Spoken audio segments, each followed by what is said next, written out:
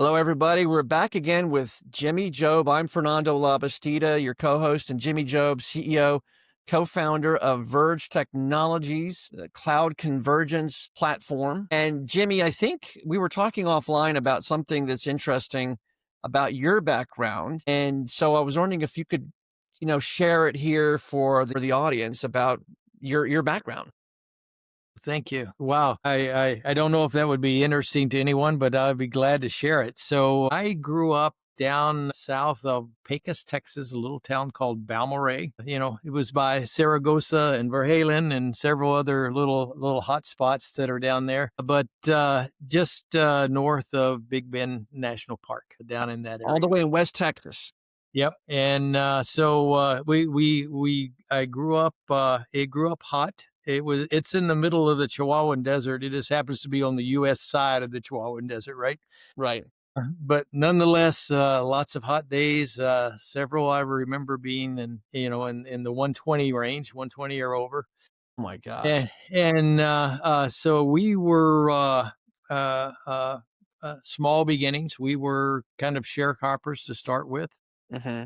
Worked and farmed a lot of ranches in that area.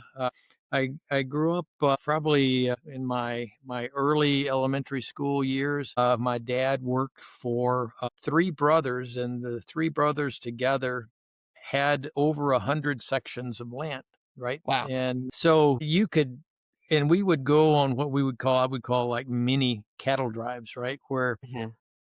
you could get on a horse and you could ride for a solid day, and you would never see a fence post, never see a telephone post. It was out in the middle of quote nowhere, right? Yeah. And in that particular area, it takes a lot of land to be able to run a cow and a calf, right? 100 acres or, more, because there's just not that much to eat, right? It's a Yeah. desert. And so we would go on cattle drives, 2 or 3 times a year. We'd round up and, brand and do all the things. They used to stick me out front. I was probably 6 or 7 on a little Shetland pony, and I would walk ahead as kind of the lead, and the cows would follow, and they thought that was cool, right? So we did grew up in that area. We moved to a different farm and ranch that was there's kind of a triangle formed by a city by the name of Fort Stockton and Alpine. I went to school some in Alpine. That's where Sul I Ross love University. Alpine. It's Yep, beautiful. and then of course Balmorhea, right?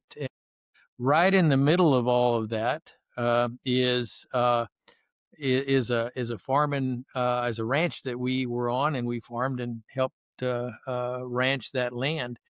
And it was a abandoned town, right, like a ghost town, a Right. place called Hovey. Hobby, huh? Hovey, and we were 40 miles from the nearest town, and in each direction, 25 miles of that 40 miles was dirt road. Right. And so if you think about that, you say, well, okay, I've got to take the kids to school, right? And Right. so that's a 40-mile trip one way, right? And you take Uh-huh. the kids to school, and there's no buses run out there, right? And then, during the day, if a tractor were to break down or any equipment break down, well, that's another 40 miles one way, right? And to try to Right. get a part. And so we lived out there for several years. We got used to solitude, if you would. I also used that time, again, the natural curiosity of things, to do a lot of exploring. Found several ancient Indian camps on the property. Of course, lots of snakes and all sorts of other critters. It was an interesting time. I grew in a lot of ways that I don't think I would be able. Would have been had the opportunity to grow if we had been living in a city, right, in Yeah. a town. Yeah. Of course, I also went to school some of my early years in Balmorhea, and that town was, the population sign as you drove in said that it was 1,000 people, but I bet they counted all the dogs and cats in that 1,000, because I never saw 1,000 anywhere.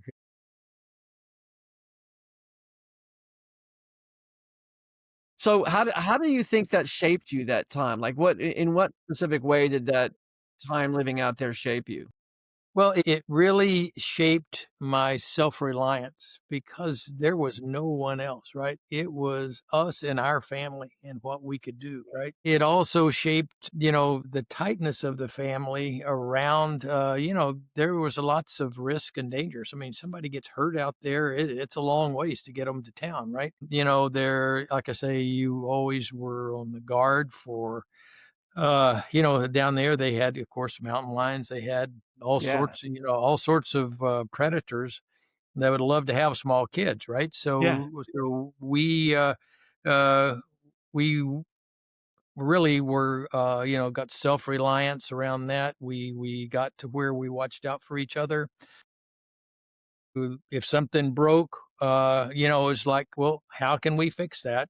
With the tools and whatever we can find, how can we fix that without having to drive another 100, 150 miles to try to chase down a part for it, right? So you also learn resourcefulness. I mean, Yeah, because resourcefulness, yeah, trying to make something out of nothing, natural curiosity of how the land worked, how the formations of that land worked, as well as, the normal farming. I mean, my dad, I remember we had a couple of milk cows, and he would go out in the evenings, right, yeah. to get the and bring the cows back up into the corral so we could milk them. And I would say probably 3 out of 5 days, he would kill at least 1 or 2 rattlesnakes going after that cow, right? It was pretty wild. I mean, there was not much different than it probably was 100 years before that, right? Yeah. Yeah. Yeah. And so, he never left the house without a gun. He Mhm. he just Mhm. never did. And Right. so, I still have that 22 rifle that he used, to go get the cows, and, I still, occasionally go plinking with it, so brings back a lot of memories, right? Well, memories of times when you had to bring it. I mean, Yeah, literally yeah, for your survival and, yeah. survival of your cattle. Wow, that is fascinating. And so, what did you do on those 120-degree days, Jimmy? So, it's interesting, you get kind of I hate to say you get kind of used to it, but you do get acclimated to the heat. People say, "Well, it's a dry heat." Well, yeah, so is a blast furnace, but it doesn't make it any less hot, right? Right. So, but I would hoe cotton and grain. We would irrigate. So, I mean, we'd get out there early, and we'd always come back into the house around noon, have a good lunch, and rest for about an hour, and Mhm. regroup, make sure we got plenty of water, and then we'd go out and we'd work till 5 or 6 in the afternoon, right? So what age were you when you were working out in the fields? I was probably 3rd grade, 4th grade, whatever age you are that, Wow, okay. yeah, it was, if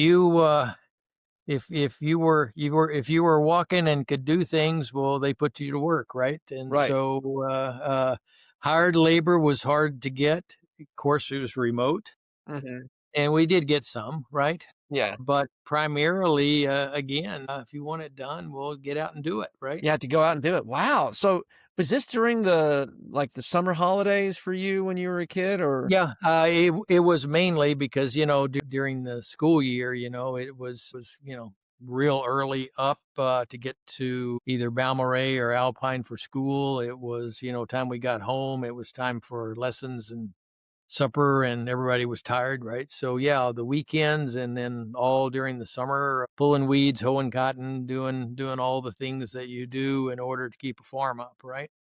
yeah. So here's a question.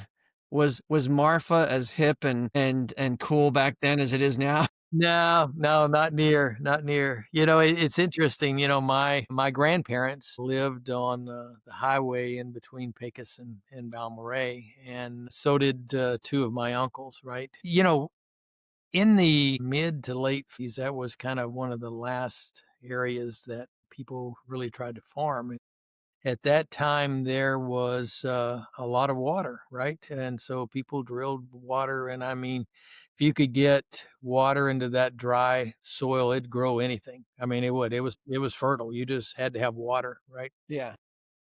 And so, I mean, they grew watermelons, cantaloupes, Jeez. cotton, everything, right? Uh, and that's where the Pecos cantaloupes had a real good reputation, and they were good. But the interesting thing is that most of those cantaloupes and watermelons were actually grown over in Canosa, but they brought them over to Pecos in the truckload, right, for Yeah. processing.